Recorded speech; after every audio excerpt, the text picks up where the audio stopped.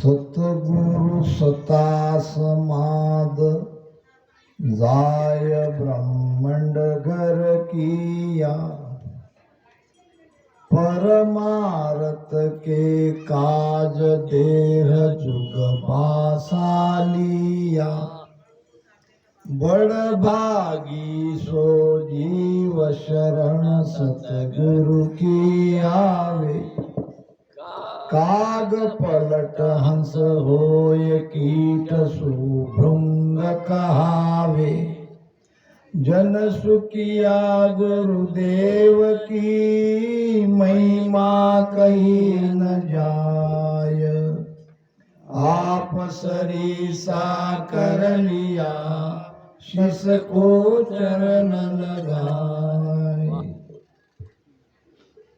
बहुत बड़ी बात महाराज यहाँ कह रहे हैं गुरु महिमा में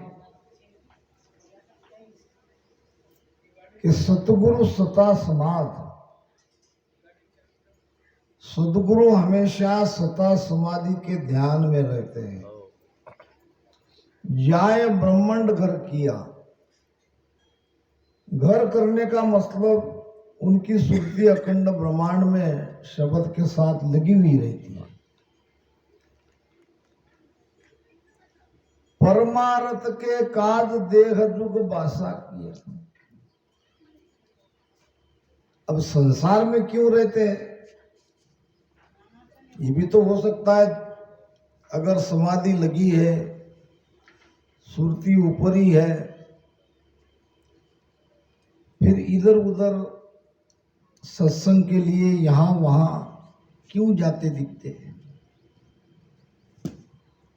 सूरज की क्या चाय है, दौड़िया फिरे हमेश।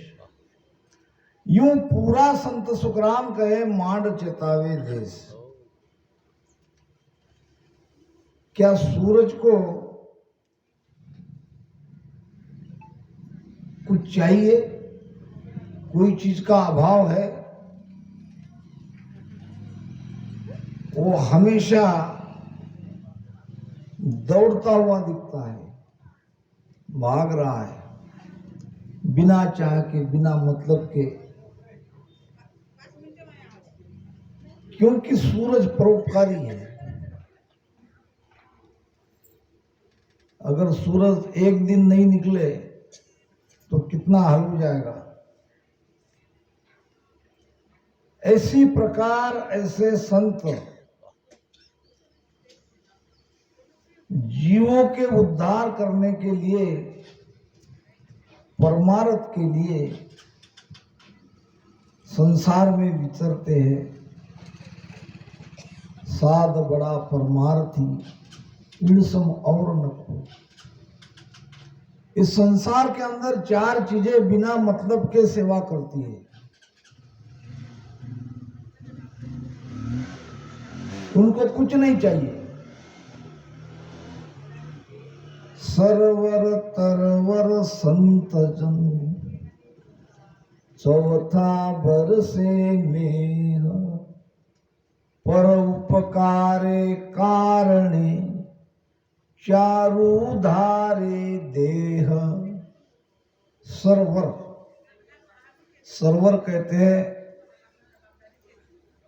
जहां जल उपलब्ध है, तालाब के जैसा।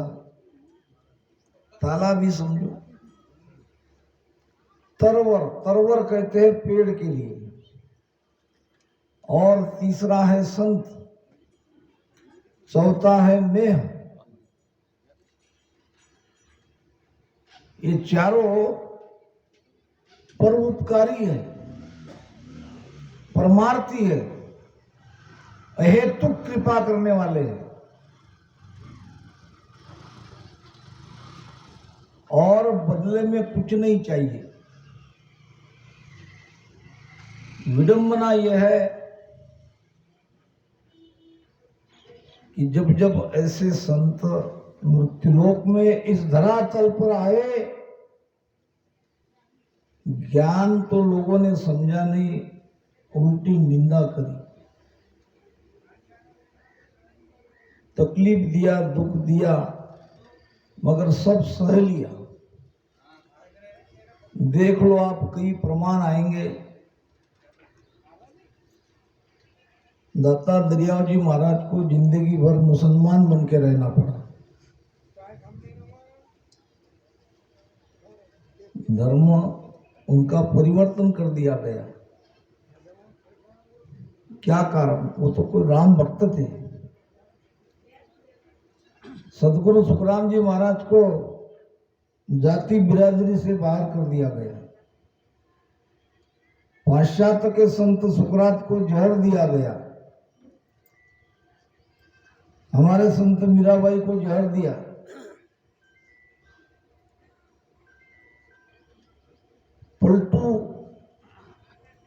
पंटू जी करके एक संत हुए, उनको जिंदा जलती हुई कढ़ाई में डाल दिया। ऐसे कई प्रमाण आएंगे। अभी अभी के देख लो, हमारे महाराष्ट्र में राष्ट्र संत जगत गुरु तुकोबार आया। कहा यह गया कि सदैव वैकुंठ में गए। कहाँ गए? संत कबीर साहब को 52 बार मारने की कोशिश हुई, बच गए। जे जे संत मांड में आया, हंस तरन को सोई। से देह थका निंदा जुग कीवी, शरणा पड़ा न कोई। इतिहास है, परंपरा रही है। जे जे संत मांड में आया, मांड नाम सृष्टि। ऐसे सताधारी संत जब जब सृष्टि में आए, इस धरातल पर आए, उनके ज्ञान को मानना तो दूर। से देह थका निंदा जुग कीवी, चरणा पड़ा न कोई। संत जाने के बाद उनकी महिमा होती है, ये भी बात सत्य है। महाराज ने कहा है कि क्या मैं कहूँ जगत की भाई, इनका यही विचारा। जगत के बारे में मैं क्या कहूँ? जगत का मत ऐसा ही है, जगत का विचार ऐसा ही है। साची वचन साच चल त्यागे, कूड़ी लगे प्यारा। संतों के सत्य वचन हृदय में लगते हैं तीर के जैसे। और इंसान कोई भी हो, जैसे जैसे वो अपने क्षेत्र में ऊंचा ऊंचा ऊंचा ऊपर बढ़ जाता है, उसके निंदा करने वाले पैदा हो ही जाते हैं। आप सामान्य रहो, कुछ भी मत करो, न कोई आपकी निंदा करेगा, ना आपकी तरफ कोई देखेगा। कोई विशेष बात आपके अंदर आने लगे, अनायास आपके दुश्मन बन ही जाते हैं। जगत ऐसा ही है। मगर संतों ने सारे दुख को झेला, सारे कष्ट सहे और अपना कार्य करके चले गए। एक कोई महात्मा जी गांव के पास एक पेड़ के नीचे ध्यान करने के लिए बैठे थे। पेड़ की छाया और ठंडी ठंडी हवा चल रही थी। वहीं पर गांव के शरारती बच्चे खेल रहे थे। जब उन्होंने देखा कोई बाबा बैठे हैं, तो उसके ऊपर मट्टी फेंकना, कंकर फेंकना चालू कर दिया। जिसके जो हाथ में आए वो फेंक के मारने लगे और बच्चे शरारती थे, उनको मजा आने लगी। देखते देखते महात्मा जी के हाथ से आंसू निकलने लगे। थोड़ी देर के बाद बच्चों की माताएं आई, रिश्तेदार आए, बच्चों को डांटा, बाबा जी को क्यों तकलीफ दे रहे हो, क्यों मार रहे हो, तुम्हारा क्या बिगाड़ा? देखते नहीं हो, उनकी आंखों से आंसू आ रहे हैं। अभी तक संत ध्यान कर रहे थे, माताओं के ऐसा कहने से उन्होंने आंख खोली, कहा माताजी आपके बच्चों ने मेरे ऊपर कंकर फेंका, पत्थर फेंका, इसके लिए मैं नहीं रो रहा हूं, आप बच्चों को डांटो मत। फिर आपकी आंखों में आंसू, आप क्यों रो रहे हो? मैं तो इसलिए रो रहा हूं कि एक पेड़ पर कोई पत्थर फेंकता है, लाठी फेंकता है, तो पेड़ फल देता है कि नहीं? पेड़ को आप पत्थर मारो, लाठी मारो, लाठी भी नीचे आएगी, पत्थर भी नीचे आएगा, एक आध दो फल भी नीचे आएंगे। मैं कितना अभागा हूं, इतना पत्थर खाकर भी मैं इनको कुछ नहीं दे सका। कहने का भाव संत परोपकारी रहते हैं। उन्होंने न कभी जगत के बर्ताव का बुरा माना, क्योंकि वो परमार्थ के काज देगा जो बासा लिया, रहते परमार्थ के लिए।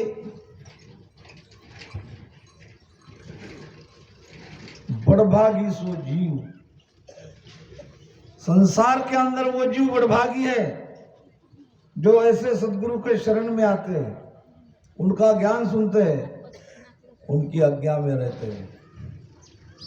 बड़भागी सो जीव शरण सतगुरु की आवे, काग पलट हंस होए। संतों के शरण में जाने से, उनकी संगत करने से हमारी वृत्ति बदल जाती है। हम काग वृत्ति के थे, अब हम हंस वृत्ति के बन गए। काग पलट हंस होय, कीट सो भृंग कहावे। शास्त्रों में कहा गया है, गुरु के 4 प्रकार हैं। पारस में और संत में ये तो आतरो जान, वे लोहा कंचन करे, वे करे आपस मान। पहला गुरु है पारस के जैसा। पारस क्या करता है? लोहे को, पारस लोहे को सोना बनाता है। देखा तो नहीं हमने, मगर सुनते आए हैं। सोना बनाता है, कीमतवान बनाता है, और वर्ण बदल जाता है सोने का, लोहे का वर्ण बदल जाता है, गुण कीमत बदल जाती है। मगर फिर भी एक कमी है, वो पारस नहीं बना सकता, लोहे को पारस नहीं बना सकता। तो पहला गुरु पारस के जैसे है, बहुत कुछ कीमतवान तो बनाते हैं, मगर जो कीमतवान बना वो दूसरे को कीमतवान नहीं बना सकता। सोना दूसरे लोहे को सोना नहीं बना सकता, अपनी कीमत बढ़ गई। दूसरा गुरु है चंदन के जैसा। चंदन के पेड़ में एक विशेषता है, चंदन के अंदर रहती है खुशबू। महाराज ने वाणी में ये बात कही है, उड़ उड़ भुजंग चंदन बन जावे, यूं शीस तन की तपत बुझावे, अंग ज्वाला व्यापे नहीं कोई, यूं संगत सतगुरु की होई। उड़ उड़ भुजंग चंदन बन जावे, चंदन कहाँ मिलते हैं? चंदन के पेड़ मलियागिरी पर्वत पे। ये भुजंग जमीन पर रेंगने वाले ये कीड़े की जात कैसे उड़ते हैं?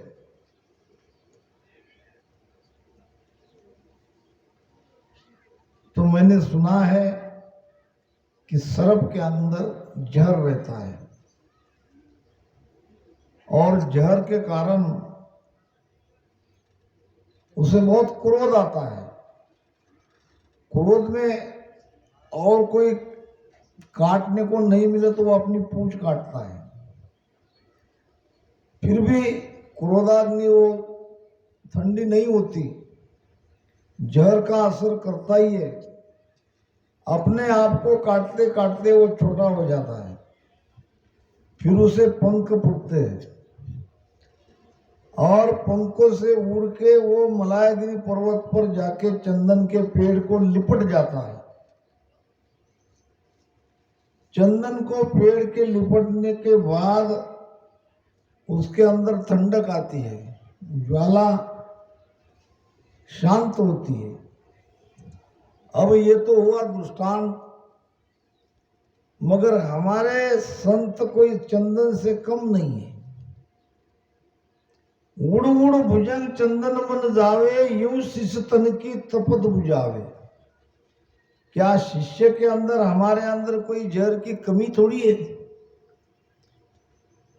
सर्प के अंदर तो एक ही जहर है, यहां तो कई जहर है। काम है, क्रोध है, लोभ है, मोह है। ये क्या जहर से कम है क्या?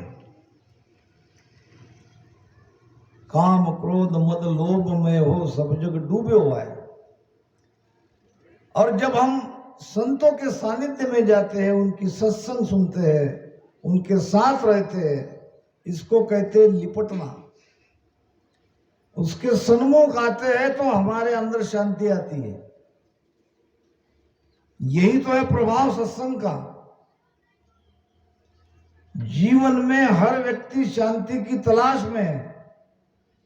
शांति मिल नहीं रही है। भौतिक सुख तो काफी पा लिया, संतोष नहीं मिल रहा है, शांति नहीं मिल रही है।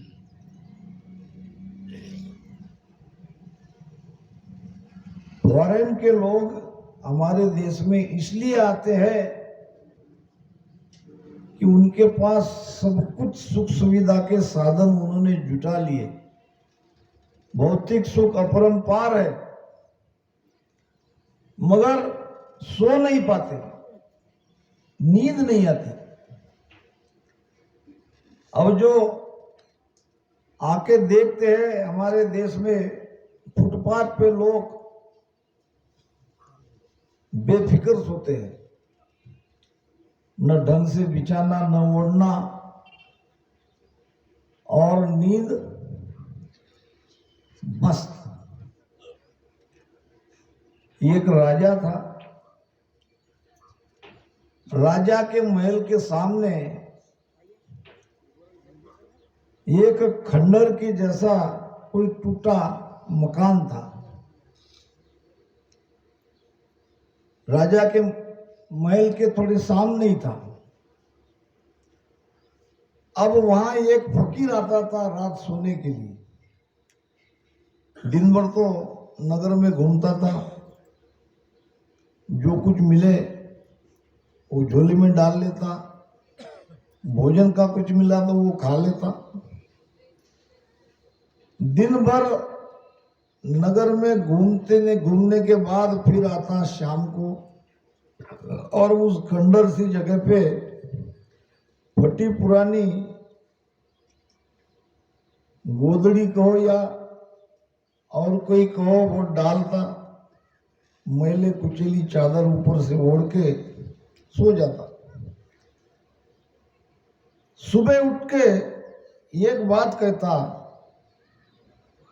जिस पर लोग विचार करते थे कि ये कह क्या रहा है। उठने के बाद एक ही कहता कि कुछ तो राजा के जैसी बीती, कुछ राजा से भी अच्छी बीती। अब लोगों ने ध्यान नहीं दिया, राजा भी सुनता रोज रोज का यही। कुछ तो राजा के जैसी बीती, कुछ राजा से भी बढ़िया बीती। राजा के मन में आया ये फकीर कहता क्या है और मेरा नाम क्यों लेता है, मेरा इससे क्या संबंध, मेरी इससे क्या बराबरी, पूछना चाहिए। एक सिपाही को भेज के पकड़ बुलाया, पूछा राजा ने कि तुम बार बार मेरा जिक्र क्यों करते हो, क्या कहना चाहते हो, कुछ राजा के जैसी बीती, कुछ राजा से भी बढ़िया बीती, ये क्या है। फकीर ने कहा महाराज बड़ी विनम्रता से माफी चाहता हूं, अगर आप मुझे सजा नहीं दोगे, बुरा नहीं मानोगे तो कहूं, बेशक कहो। राजा की मनस्थिति भी ठीक थी। मैं रात में जब सोता हूं, सुबह उठ के मैं नींद के बारे में कहता हूं, कुछ राजा के जैसी बीती। अब राजा को भी थोड़ा उसमें इंटरेस्ट आने लगा, भाई मुझे ये समझाओ तुम्हारी मेरी नींद एक समान कैसे, तुम कहाँ मैं कहाँ, मैं तो मकबल पे बिछाने पर सोने वाला, सारी सुख सुविधा मेरे पास है, दास चाकर सब है, और तुम एक फटे पुराने वस्त्र पर सोते हो, तो तुम्हारी नींद में मेरी नींद में अंतर रहना चाहिए, तुम्हारी नींद मेरी नींद एक जैसे कैसी। तो फकीर ने कहा महाराज जब तुम सोते नहीं हो, आग लगती नहीं है, तब तक तुम राजा, और मेरी जब तक आग लगती नहीं तब तक मैं फकीर। अब सोने के बाद तो क्या राजा क्या फकीर, सोने के बाद तो समान ही है सब। नींद न जाने टूटी खाट, नींद आने पर क्या है, जो कुछ मिला उस पर सो जाते। इसलिए मैं कहता हूं कि कुछ राजा के जैसी बीती। क्या मैंने गलत कहा? राजा भी विचार मानता, नहीं बात तो तुम्हारी ठीक है, जागरूक अवस्था में हम भले ही राजा है, मगर सोने के बाद तो तुम्हारी नींद मेरी नींद में कोई अंतर नहीं है, नींद तो सबको समान आती है। अच्छा ठीक है, ये बात मान गए, कुछ राजा से भी अच्छी बीती, ये क्या बात है? तो फकीर ने कहा और बड़ी मार्मिक बात कही, राजन आप हो राजा, आपके हाथ से किसी का न्याय होता है, किसी पर अन्याय होता है, दिन भर ऐसे झंझटों में आप रहते हो, रात को जब आप सोते हो तो ये सारे विचारों के चक्र आपके मन में घूमते रहते हैं, विचार आती है, विचार को रोकना हमारे बस में नहीं है। तो ऐसे विचारों से या विचार करते करते आने वाली नींद में वो संतुष्टि नहीं है जो एक निर्विचार आदमी सोता है। ध्यान रखो इस बात को। जिसके मन में विचार है, कई तरह के विचार करते करते करते करते उसको नींद आती है, वो नींद भी उतनी सुखदायी नहीं है। मैंने ऐसे कई लोगों को देखा है जो बस में खड़े रहते रहते सो जाते हैं, रेलवे में खड़े रहते रहते सो जाते हैं, वो 15 मिनट में उनकी नींद हो जाती है। सोने के लिए एक पल भी नहीं लगता उनको, ऐसी आंख बंद की घूरने लगता है ढार ढूर। और ऐसे आदमी बड़े संतुष्ट रहते हैं, और जो विचार करते करते सोते हैं वो रोगी बन जाते हैं। नींद में उनका आनंद वो आनंद नहीं आता जो और लोग सोते हैं। तो मेरे न आगे पीछे, न जगत से लेना न देना, पेट भर जाता है और मैं संतुष्ट हूं, हर प्रकार से मुझे संतोष है, मेरे अंदर कोई चिंता नहीं है। वो फटी पुरानी गोदड़ी पर जैसे ही मैं सोता हूं एक पल में नींद आ जाती है, और जैसे कि कोई चिंता न, कोई फिक्र न रहने से बहुत मीठी नींद में सोता हूं। मेरे जैसी नींद तुम्हें नहीं आती, इसलिए मैं कहता हूं कुछ राजा से भी अच्छी बीती। क्या मैं गलत कहता हूं? राजा ने कहा, बात तुमने सत्य कही है और मेरी आंखें खोल दी भी है। तो जब ऐसे मन विचारों में उलझा रहे तब एक ही काम करना, ध्यान रहे, मन के विचारों के साक्षी हो जाना। विचार एक पल में गायब हो जाएंगे, दूसरे आएंगे, मगर आपके पास उपाय है। क्योंकि मन विचार हमारे ताकत से ही करता है। हम जब तक उसको सपोर्ट करते रहते हैं वो विचार चलते रहता है। हमने अगर अपना सपोर्ट खींच लिया, हम दृश्य के साक्षी बन गए, विचार खत्म। विचार खत्म होते ही नींद तुरंत आ जाएगी। तो महाराज कहते हैं कि दूसरा गुरु है चंदन के जैसा, और चंदन का पेड़ जो भी हो, हमारे सदगुरु ही हमारे लिए चंदन के जैसे है। क्यों भागे चले आते हैं? तो शांति मिलती है, कुछ न कुछ नई चीज, नया ज्ञान हमें मिलता है। वही सत्संग, वही कहने वाले, वही वाणी जी, वही विषय रहते हुए भी उसमें नयापन रहता है। सत्संग जीवंत है, वो सत्संग कभी मरती नहीं है। सत्संग हर समय नई रहती है, नूतन रहती है। सत्संग कभी पुरानी नहीं होती है। तो दूसरा गुरु चंदन के जैसा है। चंदन में दूसरा गुण और एक है, वो ज्वाला को तो शीतलता प्रदान करता ही है, मगर उसके अंदर एक खुशबू रहती है। और चंदन के आजू बाजू के सारे पेड़, उसमें भी वो खुशबू आ जाती है, वो भी खुशबूवान बन जाते हैं। मगर बात वही, ये पेड़ दूसरे पेड़ को खुशबूदार नहीं बना सकते। तो दूसरा गुरु है चंदन के जैसा, पहला गुरु है पारस के जैसा। दोनों को निम्न दर्जे का गुरु माना है। तीसरा गुरु है दिए के जैसा, एक जला हुआ दिया, एक बुझा हुआ दिया।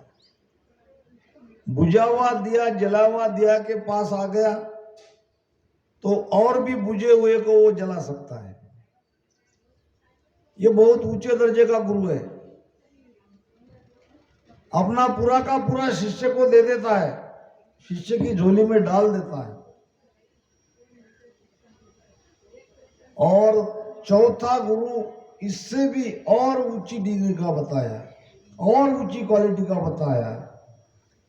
महाराज कहते हैं, जन सुखिया गुरुदेव की महिमा कहीं न जाए, आप सरीसा कर लिया शिष्य को चरण लगाए। कितनी बड़ी कृपा है गुरु। आप सरी का यानी गुरु में जो पावर है, गुरु में जो सत्ता है, पूरी की पूरी 100% शिष्य में चली जाती है। हर एक शिष्य अपने आप में स्वयं पूर्ण सदगुरु बन जाते हैं। हर शिष्य सदगुरु बन जाता है, ये बात अलग है। ऐसा सदगुरु अपने गुरु के लिए जिंदगी भर शिष्य ही रहेगा, वो औरों के लिए सदगुरु बनेगा। वो औरों के लिए सदगुरु बनेगा, मगर अपने गुरु के प्रति उसके भाव ऐसे ही रहेंगे जैसे पहले थे। आप सरीसा कर लिया, अपने जैसा ही बना दिया। आपल्या सारखे करती तात्काळ, तया काळ वेळ नाही लागे। तात्काळ। दूसरी बात, एक बार दिया हुई वो जो सत्ता दे दिया वो वापस नहीं ले सकते। शिष्य आगे शिष्य का भाव अपने गुरु प्रति रहे नहीं रहे, मगर गुरु कुछ नहीं कर सकते। ये तो